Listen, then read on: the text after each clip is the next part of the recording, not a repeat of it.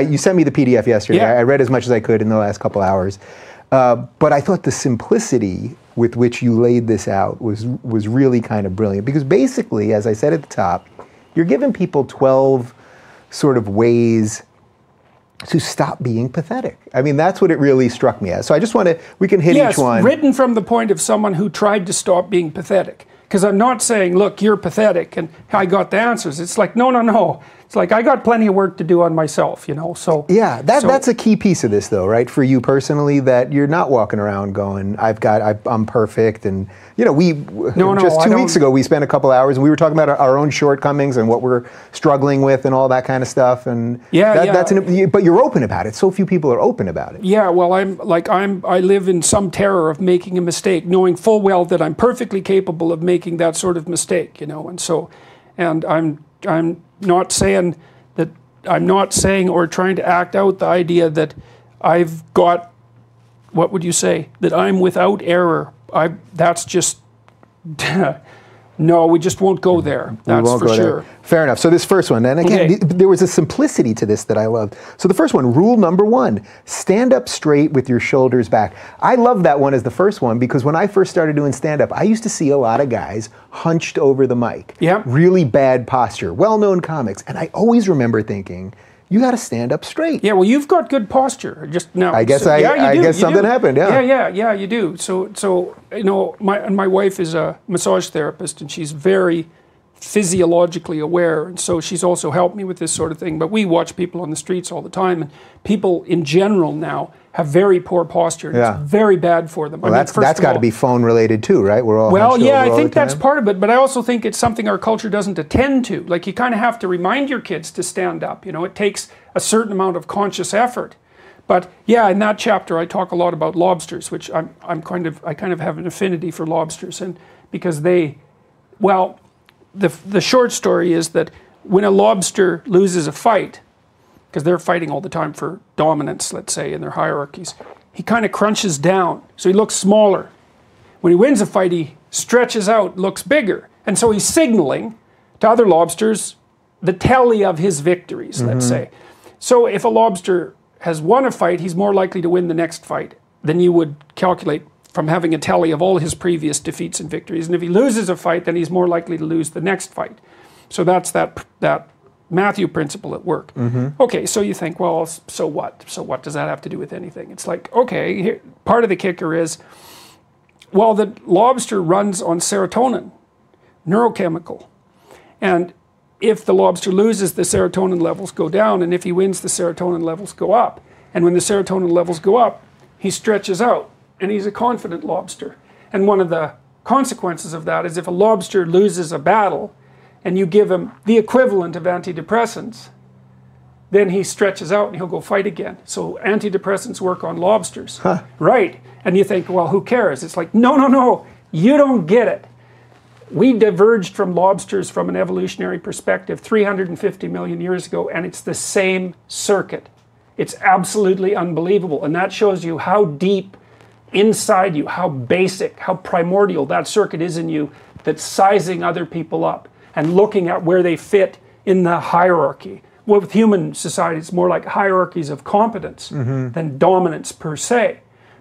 And like, if your serotonin levels fall, you get depressed, you crunch forward, and the whole, everything around you turns cloudy and black, and then you're inviting more oppression, right? And so you get into this bad loop. You know, and so it's really important to, if you're trying to get your act together, it's really important to stretch yourself out and sit up properly, because it's part of the psychophysiological loop that can start you on the upward curve. And so it's a really important thing to take note of. And like, if you've been bullied, say when you were a kid, maybe you've moved, and so it's sort of irrelevant. You're still carrying that with you in the hunched shoulders, and then you can't breathe properly, and your voice isn't right, and you invite more bullying, because the predator types are always looking for people who look like they can be intimidated, and who will make a nice fuss if they are, you know, like a nice gratifying, they'll make nice gratifying sounds of suffering if you torment them, right? Because that's what a bully really wants. And so that's what the first chapter is about. It's about hierarchy, and it's a critique in some sense also of the idea of the patriarchy. I know, because the patriarchy is this dominant, oppressive hierarchy that everyone's embedded in. And, you know, the social constructionist, social justice warrior, postmodernist types think about that as a social construction. It's like, how about no? That's just wrong. Lobsters have hierarchies. That's 1/3 of a billion years ago. Okay, that's not a social construction. It's part of being itself. And if you only see a hierarchy as power and tyranny, then you're looking at the world wrong. Like, it's true that hierarchies can be tyrannical and dominant. And a degenerated hierarchy is nothing but tyranny. But in a functional society, the hierarchy is actually the structure of the society, and you're actually protected within it. Well, then how you relate to that hierarchy is very important, but that's part of personal development. That's part of standing upright, you know. And then people in the hierarchy think, oh, well, you're someone who could do good things for the hierarchy. Let's promote you. Yeah.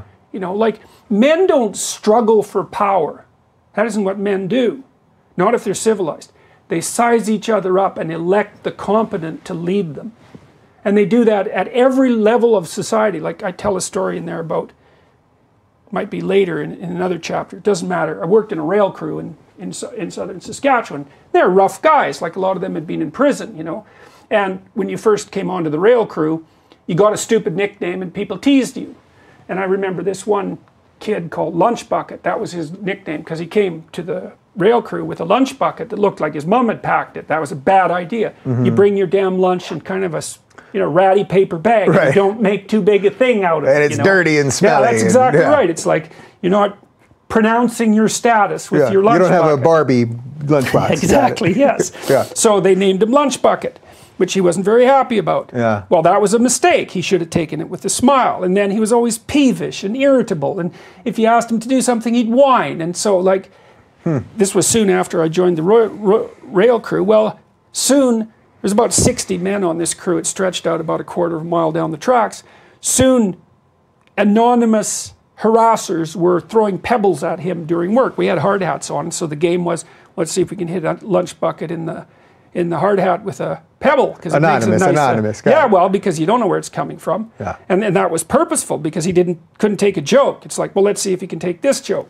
Clunk, and everybody go, you know. And then he just got more and more peevish, and the pebbles got bigger and bigger. And, you know, a week later, Lunch Bucket was gone, having not learned anything from the experience. But, you know, the men were testing him out. It's like, can you take a joke? Can you be useful? Can you at least be amusing? You're like, is there something worthwhile about you?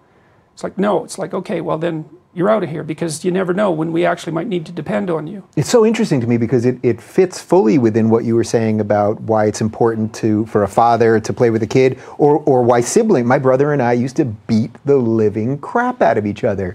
He'd win sometimes, I'd win sometimes, but we learned something there. And that's what I think you said, it's like learning how to dance. And it all kind of makes sense. But I like that you started this with something physical, because all of us can do this. Everyone watching this today that's struggling with whatever they're struggling with can just work on that. Yeah. Even whoever's watching this that has God's best given posture ever can still work on that. Yeah, so well, and if you happen to be hunched forward, you know, weightlifting is really good for that because you strengthen out your back muscles and it'll pull your shoulders back. And you want that. And it's really important as you get older because you look at old people, you know, and if they're stooped, they start to calcify that way, and then they start to bend down and, like, you know, you don't want to be in that situation when you're 40. Yeah. You know, maybe you want to be in that, you don't ever You don't ever, but yeah. maybe 90, you know, but not 40, and certainly not 20.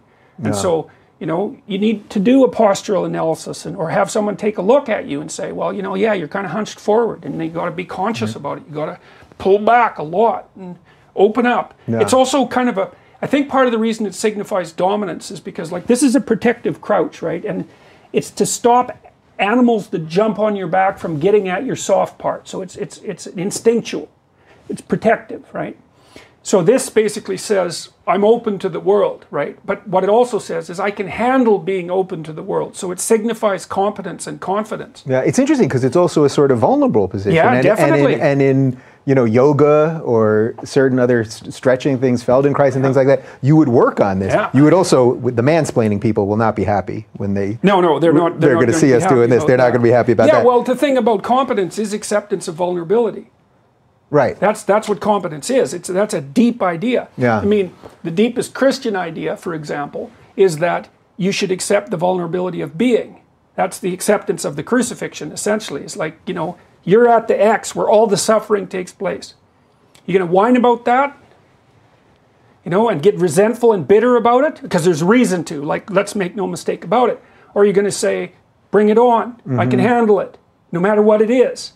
Well, maybe you can't do that, but that's what you're aiming for. You're aiming at being able to handle it, no matter what it is, and to do that voluntarily. And the idea is that if you can do that, you will transcend the tragedy. And it's like, well, could that be true? Well, most people admire tough, competent people. So you know it's at least a little bit true. You know, you admire the courageous. So, well, how courageous can you get? That's the question. How courageous can you get? Well, you practice and see. And it makes you want to be better. I'll tell you, I didn't tell you this 2 weeks ago, but when we did that event, which was spectacular, at the end, when all the kids were coming up to say hi to us, there's a line for the two of us. Your line did have more people. There were plenty on mine too, but I actually felt after, truly, I was like, I have to be better now. This means I have to be better. And I thought, I felt great about it. Like I actually didn't feel jealous of you or whatever. I was like, oh, he brought it. And it's like, I should bring it too. So that competition is a wonderful thing. It is. Well, the thing is that, and that's the opposite of, well, in the story of Cain and Abel, Cain kills Abel because he can't stand the fact that he's better than him. That's really it. He knows he's better than him. There's no doubt about that. And so Abel's actually his ideal. Because that's what it means to see someone who's better than you. If you get jealous of that, you're getting jealous of your own ideal. Well, that's a very bad idea. It's like what you should do is, you should watch and you should think, well, there's something going on there that I haven't quite got. And maybe if I watch, I could figure it out. It's like it's an opportunity, right. You know? It doesn't mean you got to take that guy down and in this case kill him. It means you got to work on your stuff. Well, it's an opportunity even to do that, you know? Yeah. And you also have to remember too that people have their times and, you know, things oscillate and sometimes you meet someone who's kind of at a pinnacle in their life in some sense and you're not. That doesn't mean it's always going to stay that way. That's the other thing. Is like even very successful people have their, well, they get sick and die. You know, it's like you got to remember that we've got this fundamental limitation that equalizes us in some sense, and that's also very much worth knowing. You know, it's like you don't know when you see someone successful, you don't know the full tragedy of their being, and so there's another chapter in there that. It's called Compare Yourself to Who You Were Yesterday and Not to Who Someone Else Is Today. On that note, why don't we pause for we'll pause for 1 minute. Yeah. We'll look at the gin at least.